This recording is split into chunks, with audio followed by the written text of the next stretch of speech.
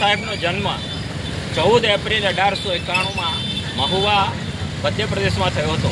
તેમને બાળપણ એમના પિતા એક મિલિટરી મેન હતા અને તેમનો ઉછેર આ મિલિટરી વાતાવરણમાં થવામાં આવ્યો હતો.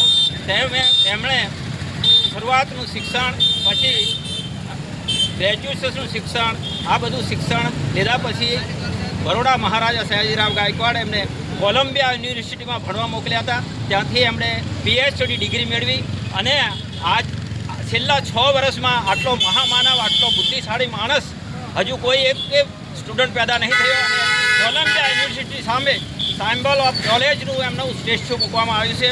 તેમની પાસે 32 ડિગ્રીઓ હતી, તે સામાન્ય ડિગ્રી નથી, વિશ્વ વિખ્યાત અને વિશ્વ PhD ટાઈપની ડિગ્રી હતી.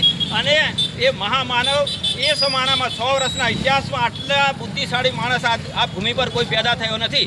અને એમને એવો 7 લેંગ્વેજ કે 9 લેંગ્વેજમાં પણ નિષ્ણાત હતા.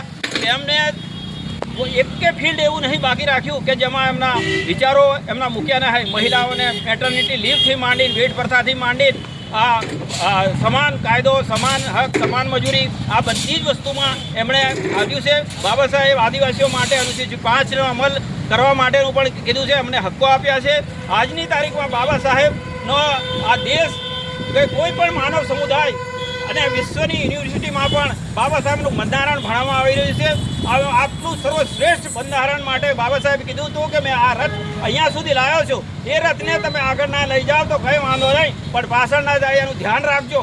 આટલું બાબા સાહેબ કીધું હતું. એનો અમલ કરનારા જો ખરાબ માણસો હશે તો મારું જે સર્વોત્તમ બંધારણ છે, સમતા, સ્વતંત્રતા, ન્યાય પીરે છે, એ અમલ નહીં થશે ને આ માનવ સમાજ અથવા આ દેશ ફરી ગુલામીની જડોમાં જતો રહે છે. માટે બંધારણના ઘડવાને આપણે જેટલું માન આપીએ, જેટલો અમલ કરીએ તેટલી પ્રજા સુખી થશે. અને આનો ફરીથી આપણે આ લોકશાહી ટકાવવા માટે બંધારણની જે કલમો છે અને જે સમાનતાને લાગુ પડે છે તે કરવું જોઈએ, એવું હું આજના પ્રસંગે કહું છું. આ વિશ્વમાં આદિવાસી સમાજ કોટી કોટી નમન કરે છે.